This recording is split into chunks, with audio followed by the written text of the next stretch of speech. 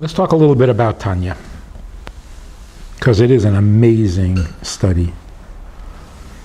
Every Jew, every non-Jew, would benefit greatly from studying Tanya. And what's really amazing is that it was written 200 years ago in a completely different world, you would think. And yet it's relevant, up close and personal, to today, to us, without a lot of reinterpretation, just the way it's written. So the entire Tanya was based on a simple question. In the Torah it is written, Moshe says to the people, serving God is not a foreign thing, it's not distant, it's very natural. It's not in heaven, you don't have to go to heaven, and it's not across the ocean, you don't have to cross oceans. It is very close to your mouth and heart, which means that it is very natural for you to serve God with your heart. With your heart means emotions. That's love and fear. So the Rebbe asks the simple question. Moshe says it is very natural, but is it? We don't find it natural. It's rather unnatural to love God. It's natural to love yourself.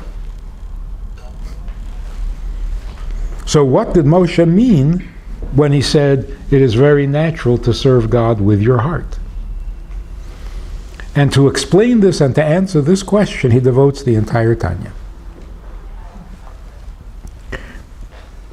Apparently what the Rebbe is doing is saying, if you knew yourself, you would see that it is natural for you to love God, because you have a godly soul as well as a natural soul, and the godly soul is obviously godly.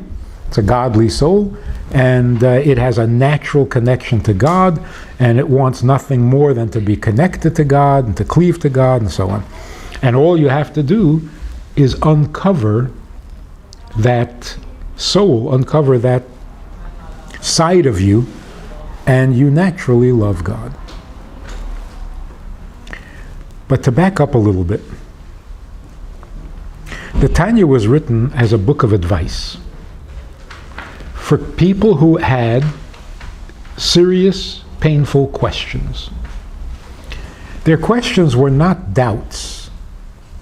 They weren't asking the Rebbe to resolve their doubts. We're talking 200 years ago in Russia. People didn't have doubts. They had no doubts. They knew they were going to suffer. There was no doubt about it. Life was going to be miserable. So they had no doubts. So what questions did they have that they urgently needed answered? Their question was how to serve God best. Now again, we're talking about people who were believers. We're talking about people who were committed. We're talking about people who were observant. You can't call them orthodox because that word didn't exist in those days. You were either doing or not doing what you're supposed to do. There were no titles. So they were all basically observant, practicing, believing, devoted Jews. Why else would they turn to the Rebbe for advice? And what advice did they need? How to serve God. Well, what's the question? You put on tefillin, you keep kosher, you keep Shabbos, you light the candles, you go to the mikveh. What do you mean how to serve God? It's all written. Open the book and take a look. 613 commandments. Pick a mitzvah, any mitzvah, and start. What was that question that was bothering them? Obviously they knew what to do. What was bothering them is, how do I turn these activities into a service? It's like in a marriage. The husband does everything he needs to do. He supports his wife, he's good to his wife, he helps, he takes out the garbage. But the relationship, I mean, it's functional because he does all the right things. But can you call this a relationship? Is this called serving, or is this called going about your life? So yes, we can do all the mitzvahs, and we should do all the mitzvahs, and they were doing all the mitzvahs. Their question was, what can I bring to the relationship that would make it my service? Doing what he says, well, that's all his idea. What do I bring to it? And of course the answer is love, fear, awe, compassion, all the good qualities that we have, put it all into the observance of these mitzvahs. But how do you do that? And that's why the Rebbe picked on that particular verse that says it is natural for you to serve God with your heart. But it doesn't seem to be that. So let me explain it. Now when you have this question, Torah says, and everything Torah says is true, Torah says it is very natural for a Jew to serve God with love. Now you look at the facts on the ground, and it's not happening.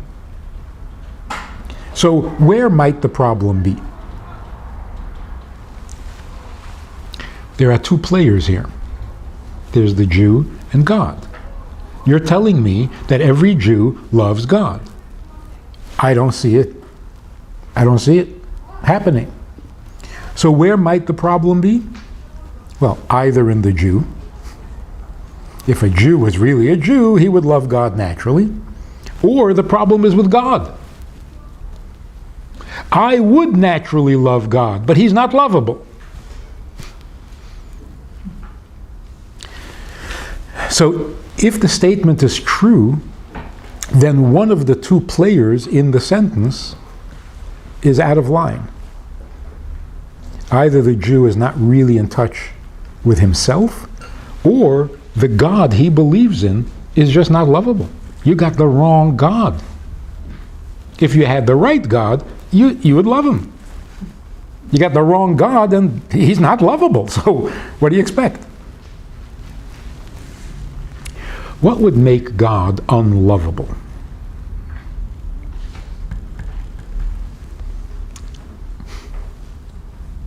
Two things. If we make God completely human, then there's nothing impressive, and there's no reason to get excited about him. If you make God divine, well, then he's so far removed from my reality, what is there to love? So what are we to make of God that would enable us to love him? So the first part of Tanya describes the inner workings of the Jewish psyche, so that you know who you are and find the love that you carry within you and work with it. The second part of Tanya tells you what God really is. A God that is lovable. And in that way we cover both possibilities. So here are the two things. One statement about Jews, one statement about God. The statement about a Jew is that while everything was created, everything in the world, including our bodies, including our natural human soul, which is mortal. That's why we're afraid of dying. That's why we have a survival instinct. While everything was created by divine speech, God said, "Let there be," and there was. God said, "Let us make man," made man. The godly soul that a Jew has is not created. It is not part of creation. It is a piece of God that he invests in his creation. I mean, you can say the same thing about any creation. The painter. Well, the painting is not him. The painting is an inanimate object. It's not the painter. But there's something about the painter that is invested in his painting. And that's why you can recognize famous painters by their works. Because they each put their own stamp on it, they put themselves into it to some degree. The Jewish soul is God putting himself into his creation rather than creating his creation. And that's why the godly soul described in the beginning of the Torah, it doesn't say God said, let there be a soul. It says he breathed the soul into the body that he had formed. This is why, possibly, anti-Semitism has been around for so long. Because somehow we all sense that there's something different. There's something different about a Jew. We can't figure out what it is, so it all depends on who is deciding. You ask the Nazis, what is it about Jews? You're not going to get such a nice answer. You ask other people, what is it about Jews? And they'll say, well, they're God's chosen, they're God's children, you got to help them and then you'll be blessed. So you have a wide range of, but the one thing they all agree, and we all agree, we don't fit.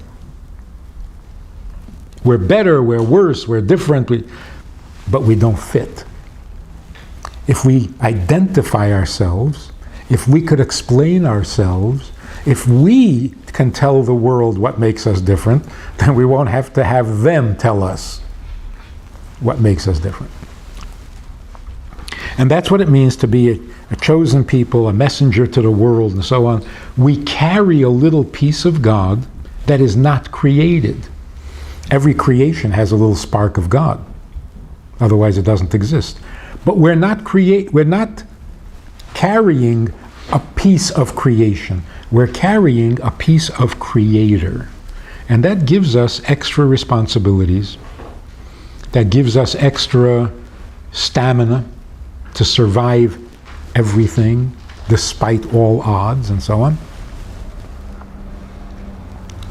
And that's what it means to be a light to the nations, means you're bringing something from beyond the world into the world. If we can wrap our heads around that, we would understand ourselves a lot better. There was a big conference in Toronto years ago of psychologists and psychotherapists. And one of the things they all agreed on, but would not publish, is that the therapy that works for other people doesn't work for Jews.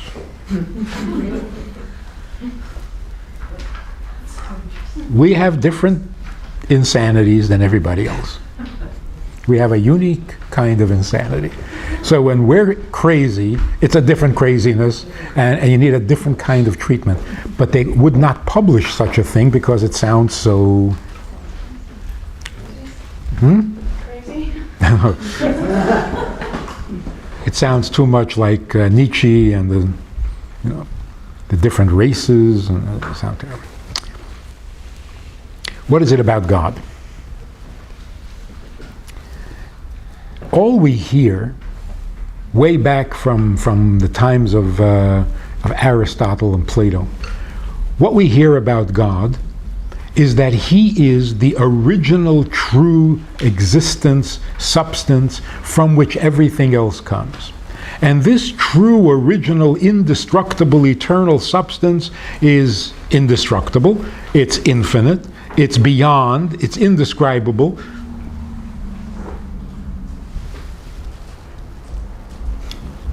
And you're supposed to love it? What's to love? If God is this Aristotelian God, he's unmovable, he's unshakable, he's unreachable, he's untouchable. So first of all, what do you mean serve him? Serve him what? What do you get a guy who has everything? So what are you going to serve him? What are you going to give him that could possibly be meaningful to him when he is so perfect? So by describing him as such a perfect being, we've made him irrelevant. He might as well not exist. Secondly, even if you could serve him, what is there to love? What are you loving? Here's the real secret of Judaism, which we have not shared with the world. And everybody says, what have Jews brought to the world? Well, monotheism.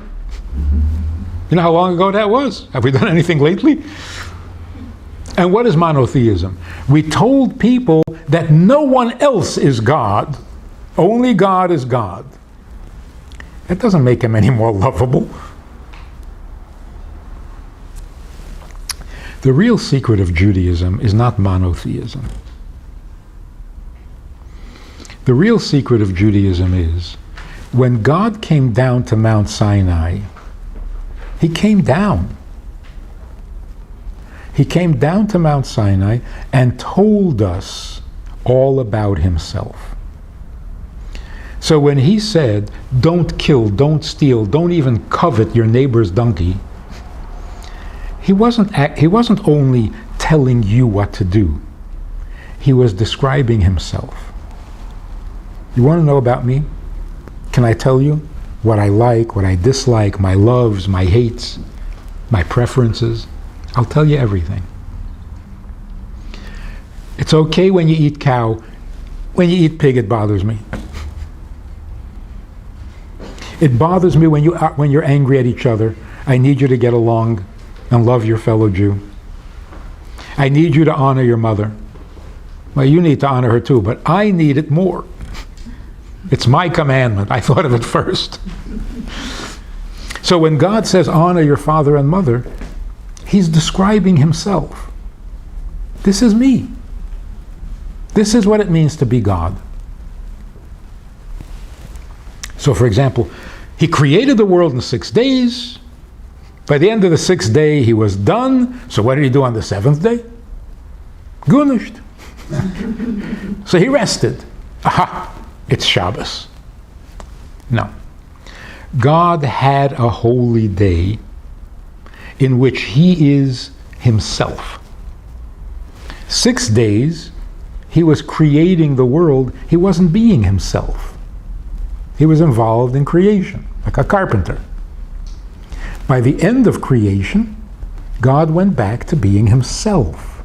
That's why Shabbos is holy. So Shabbos is holy before he created the world. On Shabbos, he went back to being himself, like before creation. So it's not like if it had taken him 8 days to create the world, he would have rested on the 9th. No. He created the world according to his needs. He didn't decide what he needed after he created it. So actually, what happened at Mount Sinai, and we call it revelation. What revelation took place at Mount Sinai? God revealed himself. What does that mean? We all knew there was a God. Adam and Eve spoke to God. Noah knew there was a God. Avram spoke to God. Yitzchak. What was revealed that we didn't know before? We knew there was a God. We had no idea what he was like. We had no idea that he cared. We had no idea that it bothers him if we do certain things and pleases him greatly if you do other things. So basically, God bared his soul at Mount Sinai. I mean, the most romantic, the most dramatic phrase, the first words of the 10 Commandments. The first words in the 10 Commandments, I am God, your God. I am yours. I identify with you. I belong to you. I'm yours. If we don't catch that, if we don't hear that, if it's like God says, I am God, you're God, and we say, yeah, so what do you want? No romance at all. God says, I am yours, we should respond with, and we are yours. We missed it. We were so overwhelmed by the power of the event that we didn't hear him. It's taken years. Finally, the Baal Shem Tov came around 300 years ago, and he said, okay, it's taking you guys too long. Let me spell it out for you. God desperately needs you. He created the world because he needs you. Don't you hear him? He's been begging all these years, be mine. And we said yes. We had no idea what we were saying yes to. We thought we were saying yes to orthodoxy. That's so mechanical. So, is God lovable? If God reaches out to us, initiates a relationship, and says, please be mine, how could you not love him? So we celebrate Pesach, right? We make a Seder, with the matzah, with the cups, with the dip this into that, and the maror, and this. What are we celebrating? Coming out of Egypt? That was such a long time ago. What we're celebrating is that he came to take us out of Egypt. And no matter how long you're married, you never forget when you were first approached. He came to us and said, stop, let me take you away from all of this. Come with me, I need you. But we can't get over that. We should never get over that. So is God lovable? If you have any idea what God is, yes, he is lovable. He's irresistibly lovable because he's vulnerable. Does anyone in the world, all the religions, anyone in the world have any idea that God might be vulnerable? This is our message to the world if they're listening, if they're interested. And it can change the world. I'll tell you this little... I get a phone call from a guy in Oregon, and he says, I'm a retired psychiatrist. I was born Jewish, but for the last 36 years, I've been practicing Christianity. But now, as I'm getting older, I feel like I would like to be connected to my people. It's almost like I don't want to die alone. He says, what can I do to feel connected to my people? So I said, get a pair of tefillin. You'll put them on in the mornings. You'll feel connected to your people. He says, I can't do that. Every time I tried to do something Jewish, I've had a bad experience. I'll get tangled up in the straps and choke. I don't know what he was worried about. But he says, every time I do something Jewish, it's been a bad experience. So I said, nobody's Jewish because it's been a good experience. You feel like a Jew if you do the things God needs from Jews. If you do the things God needs from non-Jews, then you don't feel like a Jew. He says, God needs? I'm not familiar with that. So I'm getting really impatient with this guy. I don't know who he is. He calls me out of the blue, asks me for advice, doesn't like my advice. Now he's debating theology with me. So I said impatiently, look, God is infinite, right? He says, yeah. Infinitely smart? Yeah. Infinitely patient? Unlike me.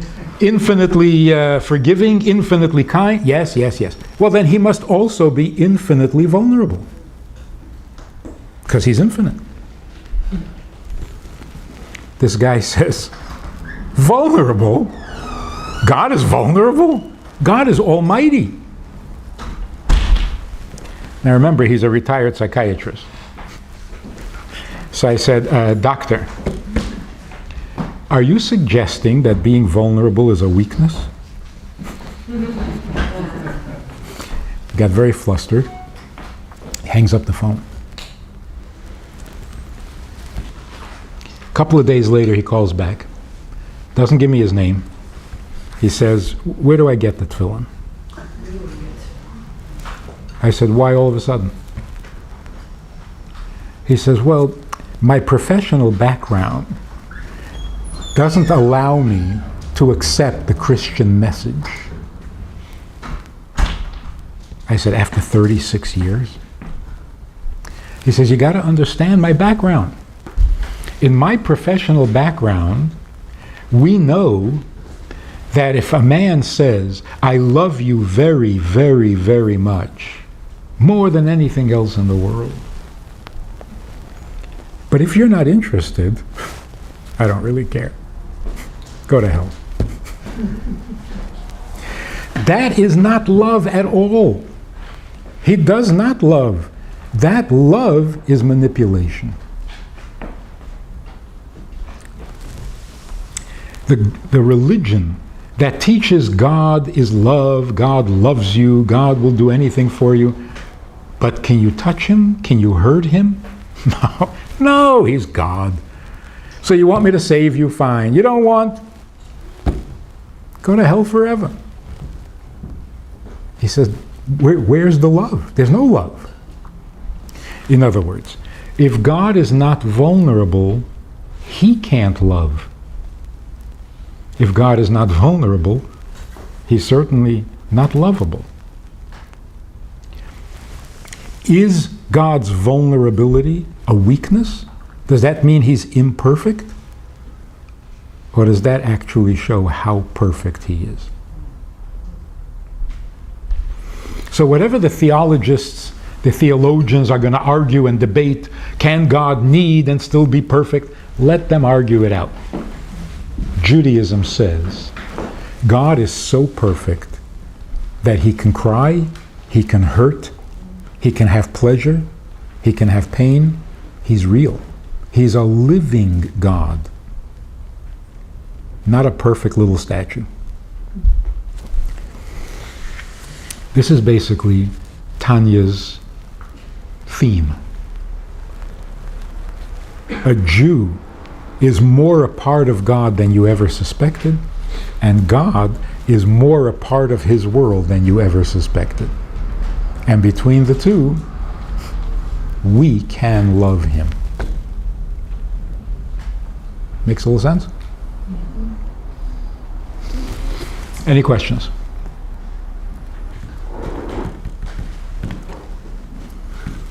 Of course. When you particularly said God breathed life into man, and if Christianity might be looked at as they wouldn't be here if it weren't for us. I guess I'm just struggling with this idea of then how are we sort of different than, except for the covenant? So, and how do we love everyone? And then if God has everything, including vulnerability, then does God have everything, including evil? Well, unless you believe in Satan, where does evil come from if not from God? The point is, he hates it. Of course it comes from, he created it, but he hates it. So it's not that he doesn't know evil. He knows it very well, doesn't like it, doesn't want us to feed into it. Now, how are we supposed to love other people?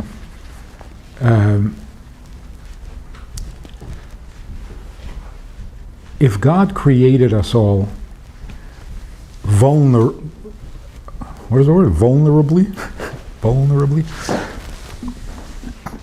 then he needs every part of his creation. There's nothing unnecessary, there's nothing extra, there's nothing superfluous in his creation. So if I am fulfilling my purpose, serving him the way he needs me to serve him, but the non-Jews are not doing what they're supposed to do and what he needs from them, how can I be happy?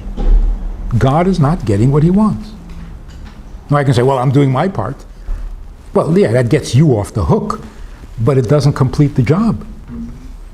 So if God needs everyone to do their part, then I can't be happy unless everyone is doing their part. So it has to concern me if non-Jews anywhere in the world are not serving and fulfilling their purpose or their part in creation. And if they do, that should make me very happy. So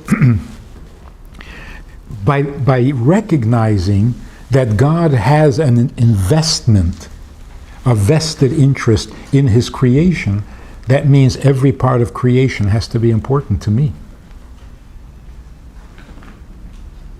Because it's significant to him. So we can't dismiss anyone. We can't ignore anything. The entire world and everything in it must live up to its potential so that God gets what he wants out of his creation. Now, it's very important when we tell people who we are. Like, how do we describe ourselves? We say we're the chosen people. Actually, we don't say that. We never say that. But they come to us and they say, so you're the chosen people. Right? And we try to deny it, and they're not buying it. It's not a good description. We were given a mission, that's true. But why were we given that mission? Why were we chosen to do this job? Because we're Jews. We didn't become Jews by choice. So it's not like God needed a special people. So he made a contest like American Idol. And we all went and, what is it called? Auditioned. And we won, so we were chosen. No, it's not like that at all. That's horrible. That is such an arrogant statement. It's such an arrogant concept. We beat out the competition. Oh, come on. God created a Jewish people because he needed a Jewish people. Then he gave us the mission of being a light to the nation. So are we Jewish because we were chosen to be Jewish? No. We're created Jewish. So what were we chosen for? For the mission. God chose Jews to do this mission. What made us Jewish? We were created Jewish. Different soul. So here's how it works, technically. God breathes a godly soul into Adam, in addition to his human soul. Now this godly soul doesn't really take, like a transplant, it doesn't really take to a physical body. So Adam had that soul, Eve had that soul. They couldn't pass it on to their children. It was not part of their genetic makeup. It was like an extra. The next generation, God gave that soul to one of the children. A couple of generations later, God gave that soul to Noah. But nobody inherited that soul from their parent. One of Noah's children was given that soul. And finally, Avraham has that godly soul. But he worked it. He sacrificed for it. ran around telling the world about God, even though they didn't want to hear it, because they were all idol worshippers. By the time he reached 90 or 75, whatever, his godly soul had so permeated into his system, into his body, that it became a permanent part of his makeup. So that one of his children actually inherited the soul from him. That was the first time in history. One of his sons. The other didn't. Now the son that did inherit, Yitzchak, both his children inherited the godly soul. It lasted, it took in one of them, it didn't take in the other. Yaakov and Esav. Yaakov, the third generation of inherited, was so permeated, the godly soul was so much a part of him, that from then on, a Jew cannot give birth to anything but a Jew. The soul has become a permanent part of our makeup. And that's why we are called the children of Israel. That's Jacob's name. We're also the children of Avraham and Yitzchak, but that's not guaranteed. Because we are the children of Yaakov, of Yisrael, it's guaranteed that we create Jewish children, because a fish gives birth to a fish, a human being gives birth to a human being, a Jew gives birth to a Jew.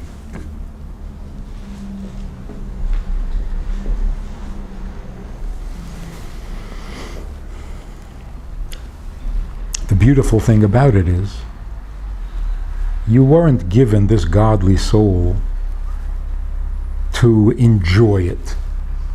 You were given this godly soul to have an effect on the rest of the world.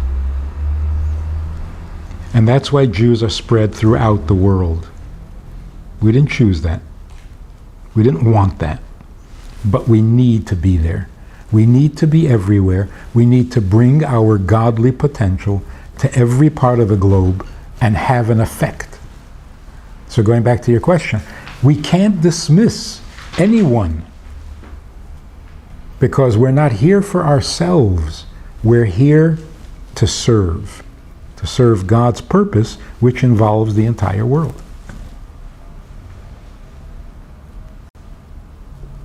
It sounds very noble, doesn't it? Sounds like a lot of work. Yeah, so if we're so special and so godly and so noble, what happened to us? What happened to us is 2,000 years of abuse.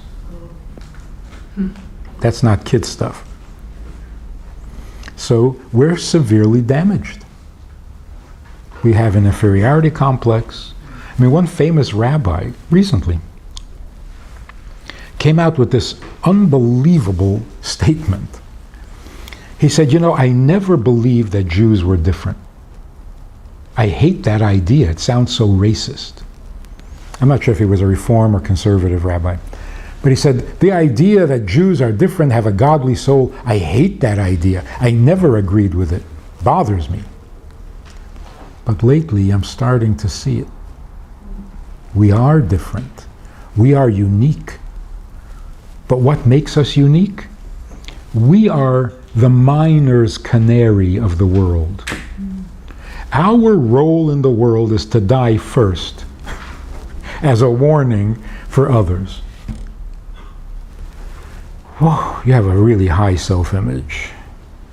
That's what you think you are?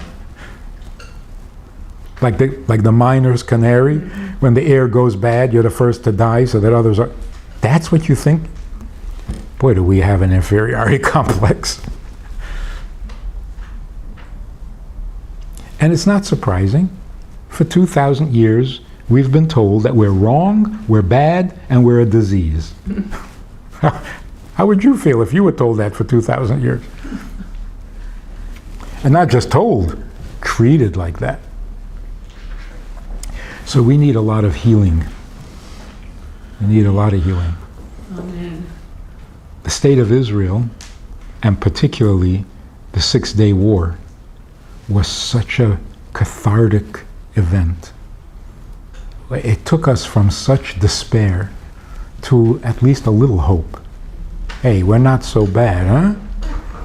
We can hold our heads up. But it's not enough. It's not enough to say, hey, we discovered that we can really fight. We're good at tanks and planes. That's our pride?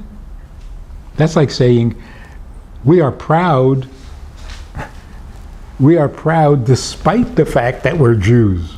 Okay, we're Jews, but we can fight. That's not good enough. We have to be proud of who we are, not despite who we are. And Tanya does that. Tanya is a real cure, even for 2,000 years of abuse. It tells you who you are, it explains who you are, makes you comfortable with who you are, and makes you proud to be who you are. It's indispensable. Who else knows how to heal 2,000 years of abuse? There's no pill for that. Yeah. Question. You said that Hashem is vulnerable. What is he vulnerable to? Or maybe I'm not understanding the word vulnerable. Let's examine the word. To be vulnerable means you are some way dependent on someone else. That's vulnerable. If you're not dependent on anybody, you're not vulnerable. God gave us freedom of choice. He desperately wants a relationship with us, but a relationship has to involve free choice. So he gives us free choice and wants a relationship.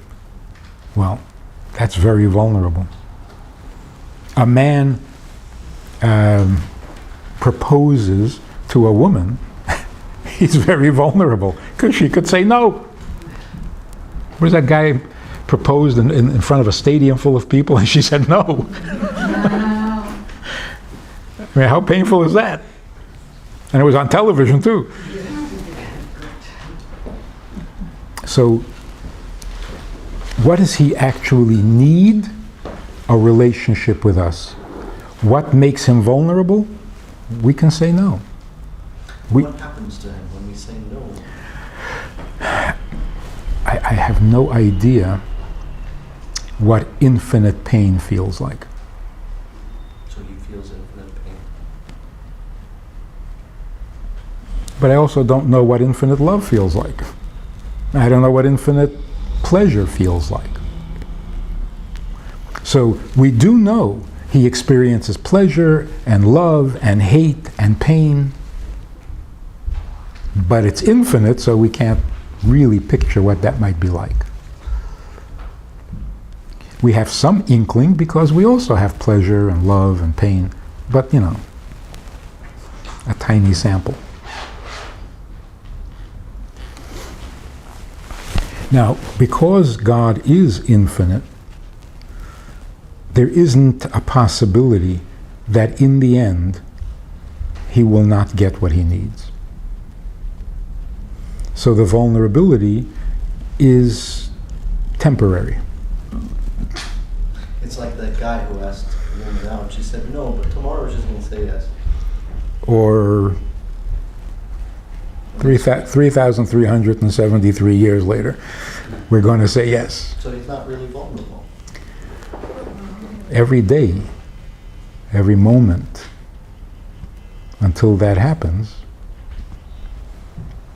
It's not like he wants to have a relationship with us 3,000 years from now.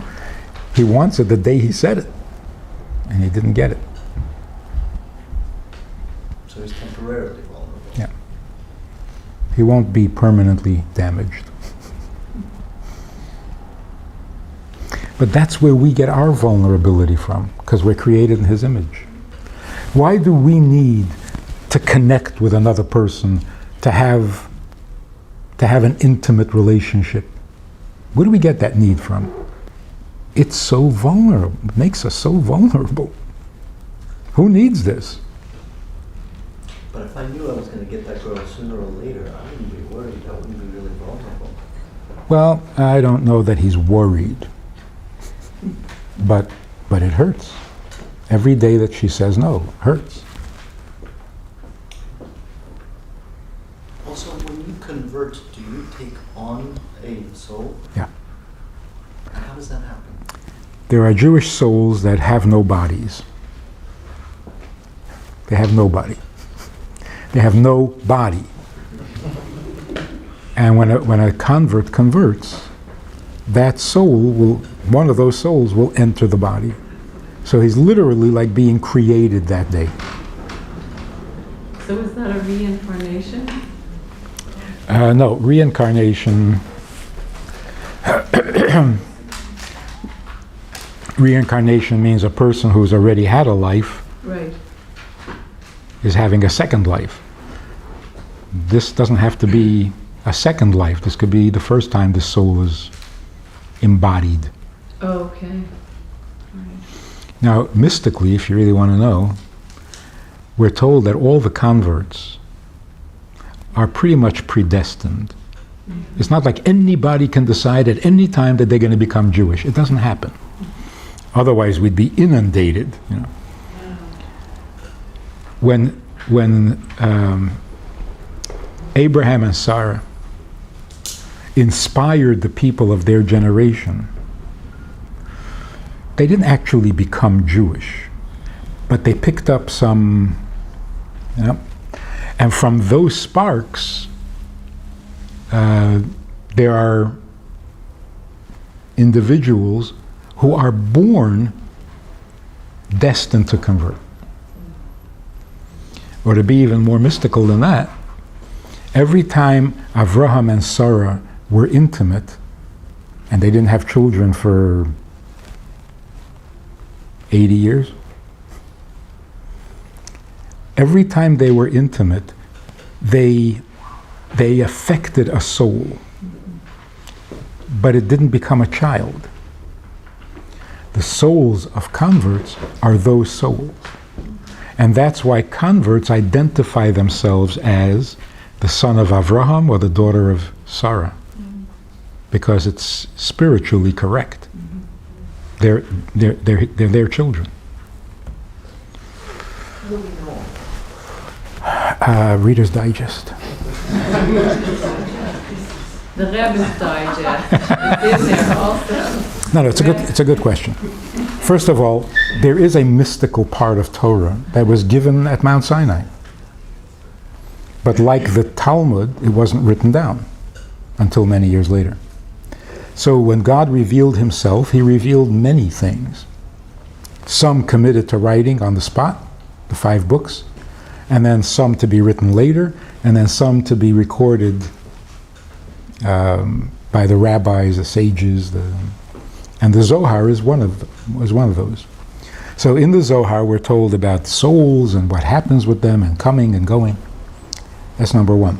Number two, this is a physical reality.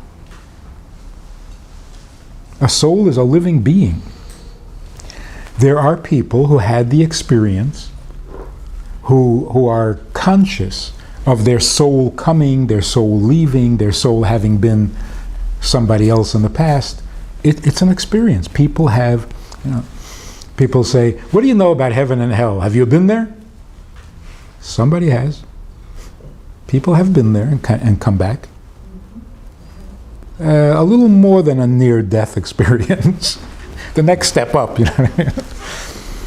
But if you can have a near-death experience, it shouldn't be impossible to imagine a person who dies and comes back. I mean, if you can live once, you can live again. I have a question. Oh, thank you. When I was a child, I used to be afraid of God. You're going to get punished if you do this, God's watching, you better not do it. It's all about fear and punishment. Now I have a very different relationship with God. I think God is there for me, and it's not based on punishment and not caring and fear. It's about me. If I take my will back, I'm shutting God out.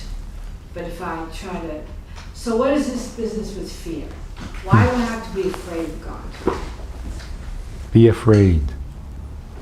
Be very afraid.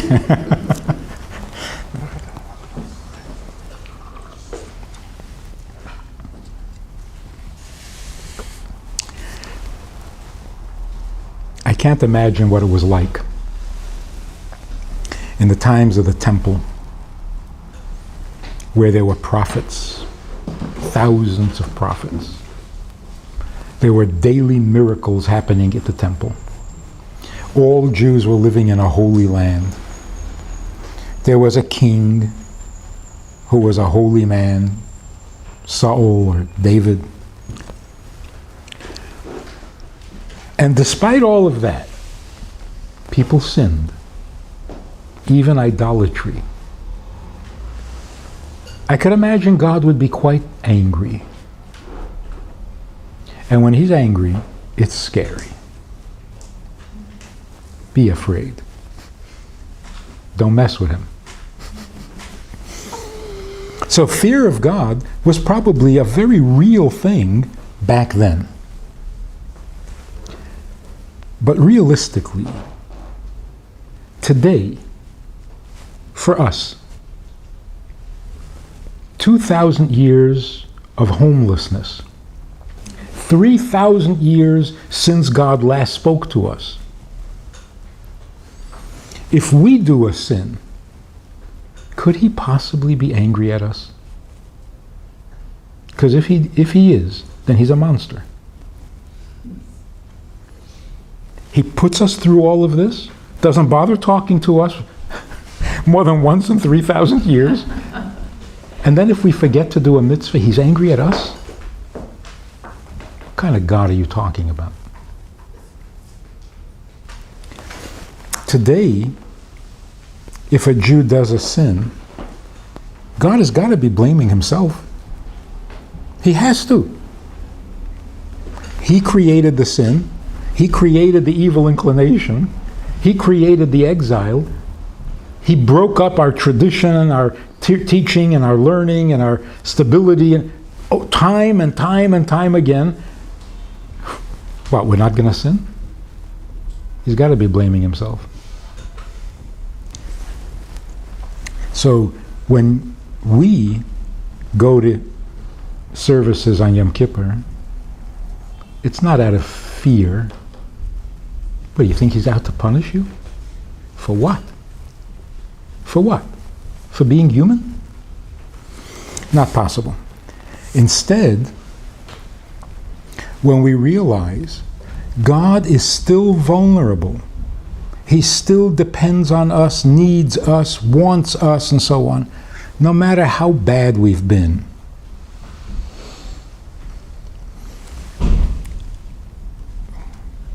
The response to that kind of love is that it scares you. Can love be scary? Oh, yeah, it can. So there are two kinds of love. There's a love that you can respond to. The typical, bye, I love you. I love you. See? I love you just as much as you love me, so there. And by the way, you shouldn't do that. First of all, you shouldn't say I love you every time you have a conversation. It kind of loses its meaning. Secondly, if someone says to you, I love you, don't say I love you. Why must you start an argument every time? Why can't you take a compliment? It's so bad. I mean, if you stop and think about it. I get up the courage, and it's not easy. I get up the courage to tell my wife how much I love her. Not often, but I finally do it. And I say, I love you. She says, I love you. It's like, Is that all I get to say about myself? I just said I love you. And she says, okay, enough about you. Now I love you. See, that's all I get to say. That's it. I'll never say it again. Don't cut me off like that. I'm opening up. Don't change the subject to you. Receive. Receive. Take a compliment. Stay on topic. So if a man says to a woman, I love you very much, she should say, Ma, you have good taste. See, it's about him. Anyway, so there's a kind of love that is warm and fuzzy because you can do the same. She loves you, and you can do the same. You have exactly the same kind of love. But when God says, I love you, it's scary. Not because we're afraid something's going to go wrong. It's because I can't love you back the way you love me. I can't. So I'm left speechless. That's called fear. So when we come on Yom Kippur, we're not afraid God is going to punish us. How is that even possible? How could you even consider such a thing? The days of awe for us is the awesome devotion, the awesome hang-up that God has on us. No matter what we do, no matter how we behave, He won't quit on us. That's pretty scary. Because can you love back like that? So it humbles you. Anything that humbles you is called fear. But it doesn't mean fear of punishment. That's got to go. So it's not only that you have changed. He's changed too. There was a time when he could legitimately, justifiably be angry. Now he can't. Not anymore. Not after what we've been through. So in relation to that, I think I've read in the writings of Harav Kook that he sometimes translates fear as awe. So it's much, Yeah. transforms the relationship. But even if it's just fear, it's not fear of punishment, it's fear of him. It's not just Fear of punishment, I mean, that's... all come hand in hand when you have it towards God. It should. Right. Should. It's not fear of punishment, it's because you're so in awe, you even have a fear. Is that it? I mean, Well, you can have fear without awe. Fear of the unknown? no. Fear of the unknown is more like fear of punishment. You don't know how you're going to get punished, but you're going to get punished. I think we do feel that some people get punished. It seems like God is picking on some people. Yeah. Well, the righteous, it's in the Zohar, it does say that the righteous are severely tested. Oh, severely tested does not mean punished. Well, Let's not do that. close. Let's not do that. We have a hang-up, and some rabbis actually perpetuate this thing. Every time someone suffers, it's punishment for sin. That is so not true. So not true. And the best example, or the best proof, one of the worst times in Jewish history was slavery in Egypt. 210 years of horrendous slavery. For what sin? The Torah hadn't even been given yet. So right off the bat, we see suffering may have many reasons. Punishment is only one of them. And if it is punishment, then it has to fit the crime. What sin is punishable by 200 years of slavery? There's no such sin. What sin is punishable by a Holocaust? There is no such sin. You stub your toe, that's because you sinned. Now we're even. I was going to ask is, with an almighty God, do we have, what, when he watches the 6 million being exterminated? What could he be thinking? I mean, we can't even fathom what he could be thinking. Of course, thinking is not even a word, but it's still incomprehensible to me. Really. Yeah, it's still almost, it's truly unbelievable. Yeah. Yeah. Would love Yes. to come to terms with it. I just don't see how. The only way we can come to terms with it is when he explains himself. Until then, there's no way.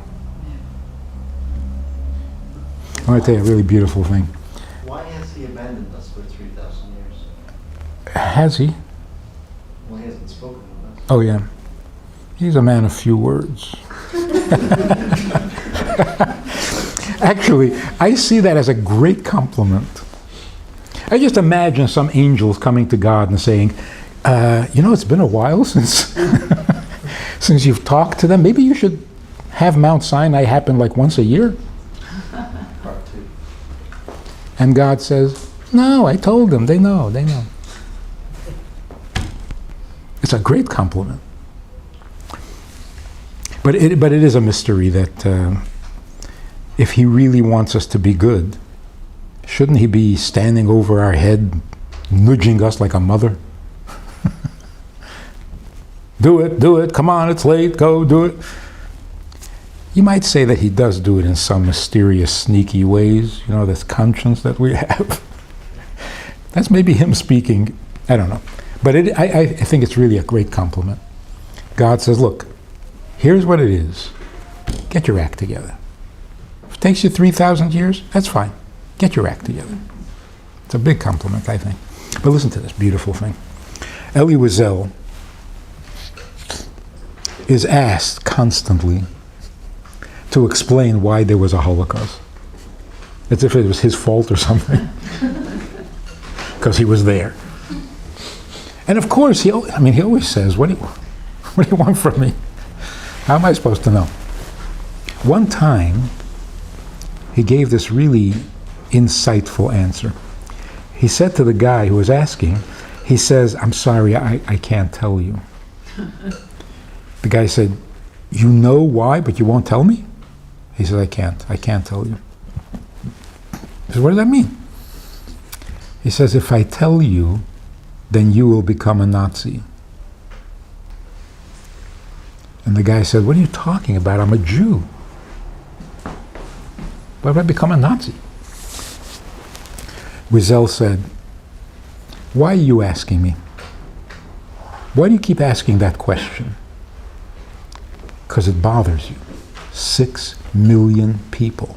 Bothers you. Can't sleep. So you come to me and you say, tell me, why was there a Holocaust? And if I give you a good answer, and I explain to you why there had to be a Holocaust, and you understand my answer, and you say, oh, okay, now I can sleep. See, you've become a Nazi. If the question ever stops bothering you and you become comfortable with a Holocaust, you're a Nazi. Who else is comfortable with a Holocaust? I mean, even Nazis are not comfortable anymore. So, should we find an answer? Would you accept any answer? Of course not. No, I think the question isn't why humanly there was a Holocaust. The question is why would God permit a Holocaust? Mm. And if we know the answer, that doesn't necessarily mean that we're going to be Nazis. No, if we know the answer, we will become comfortable. And we shouldn't. We should never become comfortable with evil. Even though we know there must be a very good reason for evil to exist. No, we're uncomfortable knowing that Hashem permits evil. Yes. We need an explanation for it. Yes. I am not comfortable that there's no explanation. That's right. That's right. So really, the only acceptable answer The only acceptable, bring the 6 million back, then we're even. Anything less than that, I don't get it. I don't want to get it. See, that's the point. The reason we can't find an answer for the Holocaust is because we won't accept any answer. The conclusion that we have no choice but to want to accept is that there is some evil in God. Right? Why would he permit that? I have no idea where to even think, where to even begin thinking. I don't know. Now, it's not surprising he's God. So, if you want to balance it, I don't know why he allowed 6 million to be killed, and I don't know why he refused to let all Jews be killed, even though that's what the Nazis wanted. So I don't know why he chose these to die and these to live. But if I think only, why did he make people die? That's half the story. Look at the big picture. Jews have been killed through the ages, and Jews survived everybody. What's going on? Now, if I don't celebrate life, if I'm not gleeful that God gives life, then I really can't complain about his taking life. I am upset with death to the degree that I worship life. If I give up on life, then I can't complain about death. So you got to keep a balance. We always, when something goes wrong, we think of God. And when something goes wonderful, no. Well, I think sometimes it's the opposite. We always thank God for something that happens, but we never blame him when something doesn't go. We don't blame him? We're the best at it. Well, we have brachas for everything, but we don't have damnation for bad things. We have some chosen words. Not fit to be print. Not fit to print, but we are very angry at God. And it's an amazing thing also. A Jew who is angry at God is a good Jew. A Christian angry at God, he's out. You cannot be angry at God in Christianity. Or in Islam? Forget about it. Is it possible that Hashem had nothing to do with Holocaust, that it was just basically either was not there or not watching at all, not interfering in any way, that we did it, or meaning humanity did it to itself? Well, he's not much of a God, is he? Falls asleep on the job. No. No, there's nothing wrong with blaming him. He expects it. After all, I am God. Well, you want the privileges, you got to take the hits. I have a question, if I may. How do we know that we're still in a relationship with God if he hasn't called and he hasn't texted and he hasn't been 3,000 years? How do we know that we're still chosen and we're still his beloved? That is a very good question. Do you know? No. Really? You're not sure you're in a relationship with God? No, if he hasn't called in so long and he hasn't... Then tell me, why do you feel so guilty when you do something wrong? Because we have a conscience. Uh-huh. We have a conscience. It's a very bad thing to have an ungodly conscience. That's like really sick guilt. The real guilt, all real guilt, has to do with a damaged relationship. If there's no damage to a relationship, there is no guilt. A person feels guilty because, let's say you do something really bad as a child. Nobody knows, but you're sure your mother is not going to love you anymore. That's the guilt. You do something wrong and you know your husband is not going to respect you anymore. Or you do something wrong and you know God is very not unimpressed. If nobody is reacting, then you have no guilt. legitimate guilt. When a person says, I know everybody forgives me, but I can't forgive myself. You're just wallowing. Knock it off. You are forgiven. Everybody important in your life hasn't changed their feelings towards you. Knock it off. So, well, I don't forgive myself. Excuse me, you're not the judge. You're the criminal. How did you get to be the judge? So real guilt, and we suffer real guilt, it's because we know God is not pleased. Because God is not going to be pleased. Huh? Because God is not pleased, you said? Which means he still cares. And that's our evidence for still having a relationship with him? That's evidence. We don't really need evidence, because I'm not giving up on this relationship. I don't know what he's thinking, but I'm not giving up. And I have a sneaky suspicion that he's sitting up there in heaven saying exactly the same thing. Jews ignore me, they curse me, they hate me, but I'm not giving up on them. So come and do something, like show yourself, say hello, Mark has a question. Every now and then, if we're listening, I mean, the 6-Day War in June of '67 makes most of the miracles in the Bible look like child's play. I mean, it was awesome.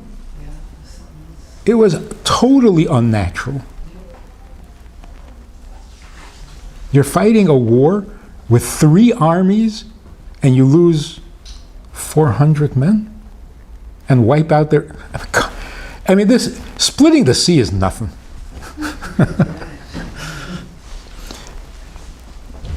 What's God's ability to think of things on the micro level? Like, we think 6 million people and think of it as being a lot, or 3,000 years. But to God, 3,000 years could be 10 months ago. And he could be happy that the Jews didn't die, and God only 6 million. I mean, like, what? Do numbers really matter? Right. Numbers don't matter, but in the opposite direction. Is God more upset about the loss of 6 million than the loss of 1?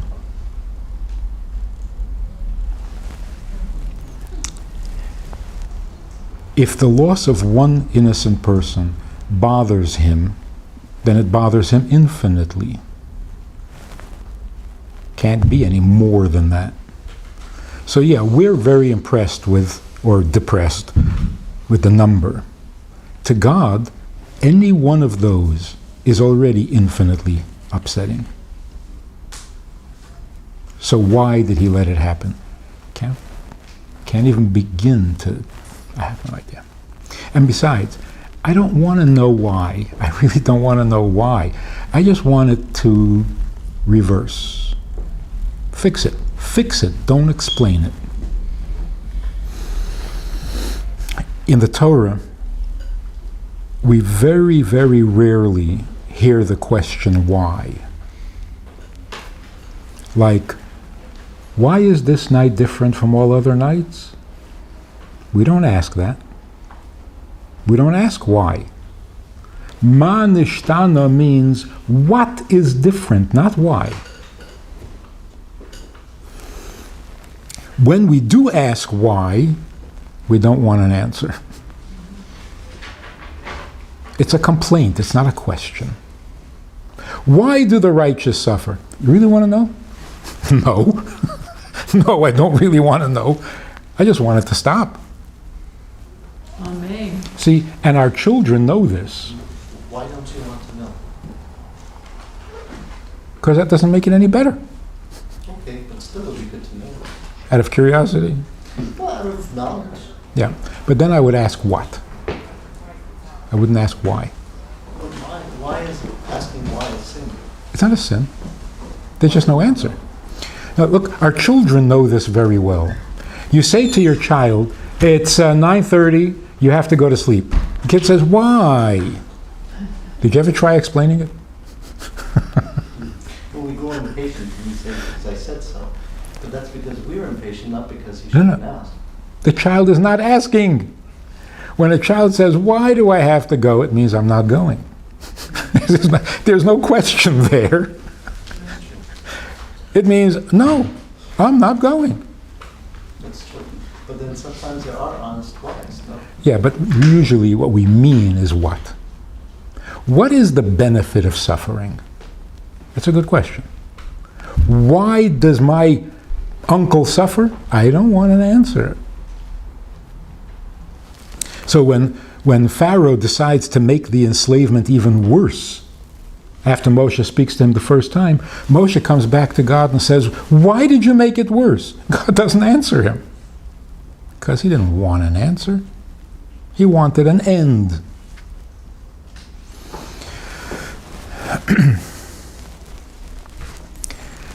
If you want a very brief but very meaningful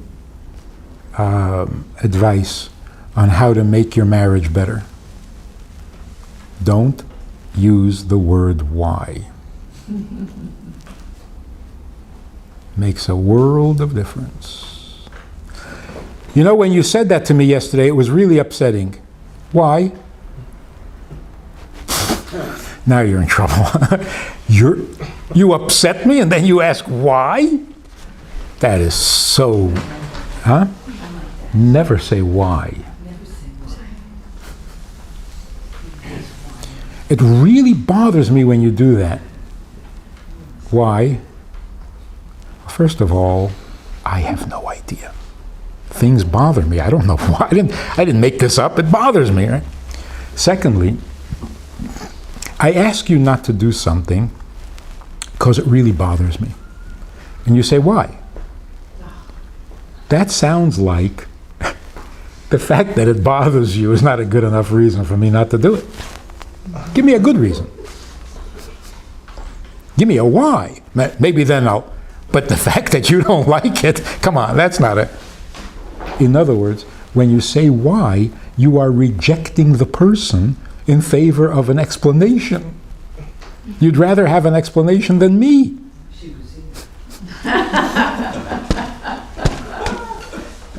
Why? Now, if you think about it, really, most of the time when we ask why, we really mean what? In fact, do this. You know there's this big book of why? Anybody know this? You saw it? You've seen it? Yeah. It's a big book. And it's called The Big Book of Why. Have you read it? Why does water flow downhill? In the Big Book of Why, it tells you. It says because the molecules in the water are fluid. Oh, that's why. Why does water run downhill? Because it's slippery. You haven't explained anything. Most of the questions, and you really should look at the book. Why does something... Well, we don't really know why, but what happens when this... I read it to my children. We were cracking up. Every other entry. Well, we don't really understand why, but in science, there is never an answer to the question why. Never. Science doesn't know why anything. Science is an observation of what happens. We have no idea why it happens. We just record what happens. Why does fire consume? I don't know why, but I can tell you what consume means. What happens is the molecules of the thing come apart and some become vapor and some... Why? Because fire burns. Why?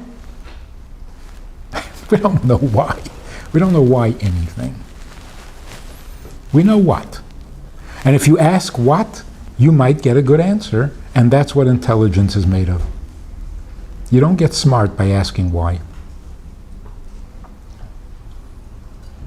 Do you have any explanation for reincarnation? Since An explanation, or Yeah, what is the reason for it? I wouldn't ask why. yeah, the purpose of reincarnation is either to undo some damage you did in your past life, or to complete the mission that you left incomplete the first time around. Or cause new damage. Now, Or cause new damage. or make new tzaras.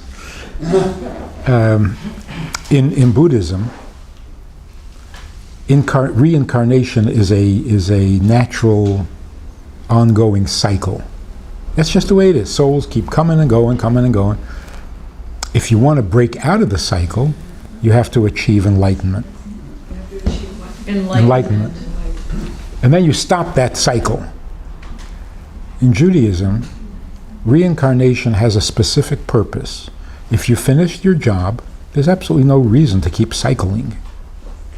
So if a soul does come back, it means there's something more that it can accomplish that it didn't do in the first time around. And souls change gender or not? Okay? That's how, in the course of all of our incarnations, we get to do the mitzvahs of women and the mitzvahs of men, so that by the end, every soul has had all the mitzvahs. So part of the reason women don't put on tefillin is because you did that in your last life. You don't have to do it again. If you did it, you would cut the reincarnations by half. If you did, Cut the tefillin, then you would reincarnate half as much. right, you wouldn't have to come back as a man. Another reason women don't have to put on tefillin. I mean, if tefillin is so great, what do you mean? What do you mean you don't? Another reason for it is because in marriage, a man and a woman become one.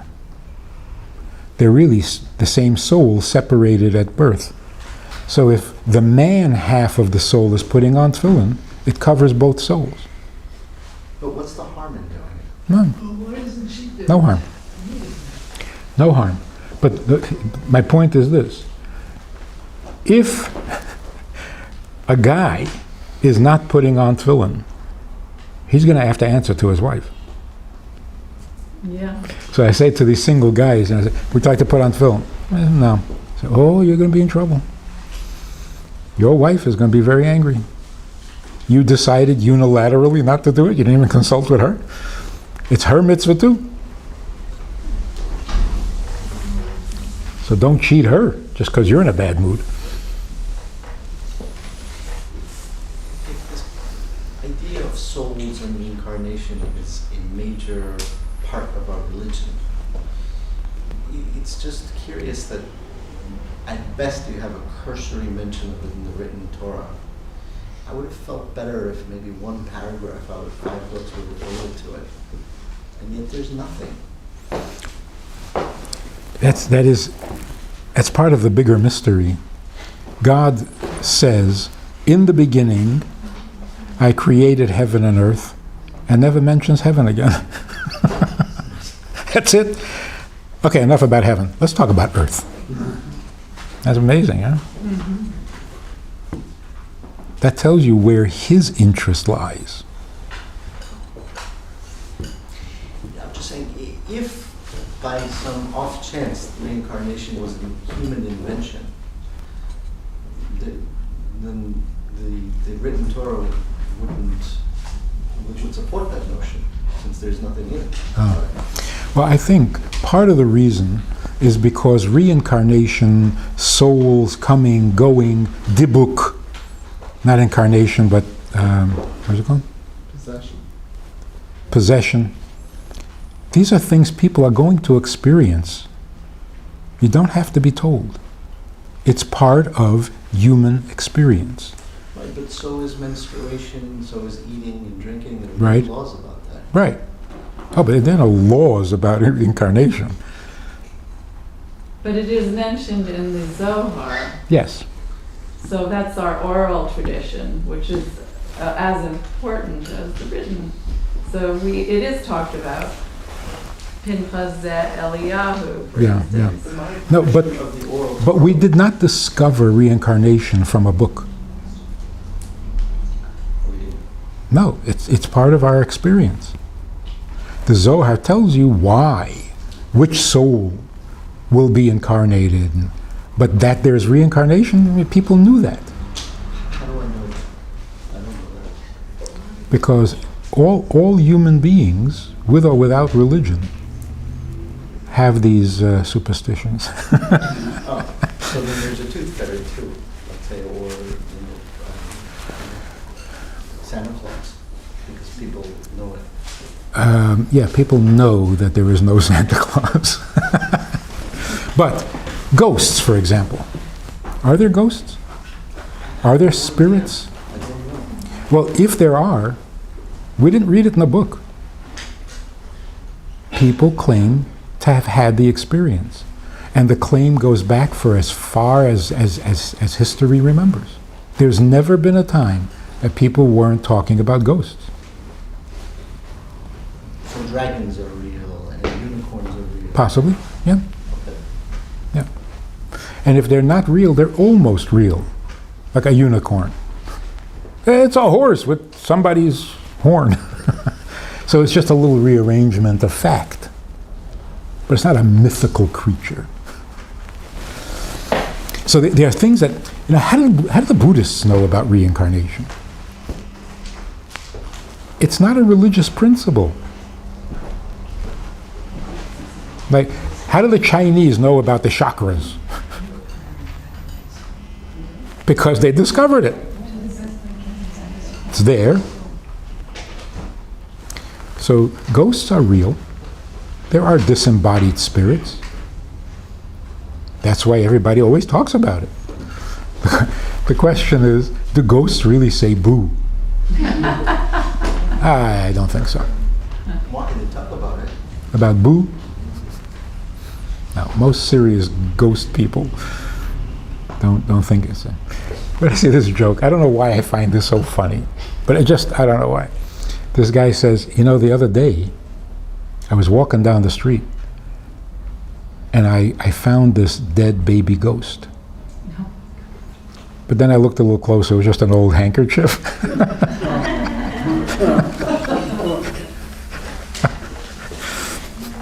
So do ghosts really like a white sheet with holes and goes boo?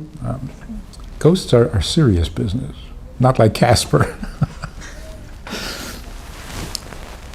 I mean, if you can have a soul in a body, why can't you have a soul without a body? Not that that proves anything, but if people say they experienced the soul without a body, I wouldn't doubt it. So could there be a Jewish ghost? Oh, of course. Really? Jews make the best ghosts. What would cause a Jew to be disembodied, not to make, have his soul? There's one of two things. Sometimes when a person passes away, and the soul needs to return to wherever souls come from, and they can't find their way back. So they're kind of neither here nor there. So that's called wandering souls. That's what dibuk comes from. The soul will attach itself to a body, without being invited, because it can't stand being nowhere. And that's called possession. And from what I know, it happens these days too, among meditators. Really?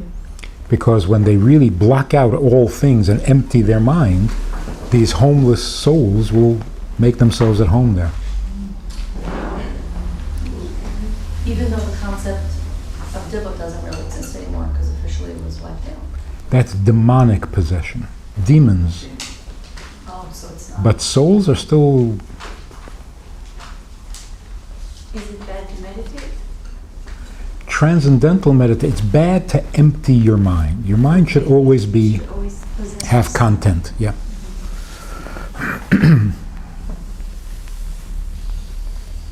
So is exorcism a real thing? It is. Of course, there are a lot of charlatans too.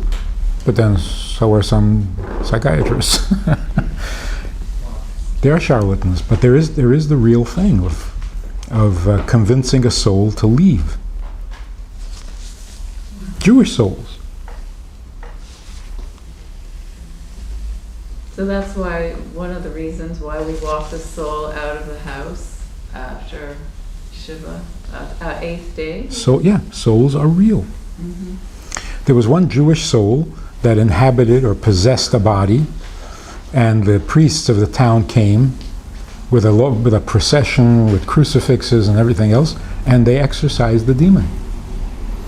But some rabbi spoke to that soul afterwards, and he said, look, I was a sinner, and I blew it really bad, and that's why I was banished from heaven and wandering around, and I'm a pretty bad Jew. But when they came in with those crucifixes, I got out of there fast. That is very And finally, what happens if you don't pay your exorcist?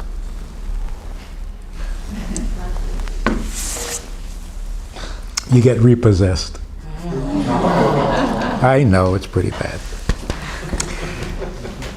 Anyway, it's been a pleasure. If you have the opportunity to learn Tanya, go for it. Go for it. It is the best medicine for the Jewish soul.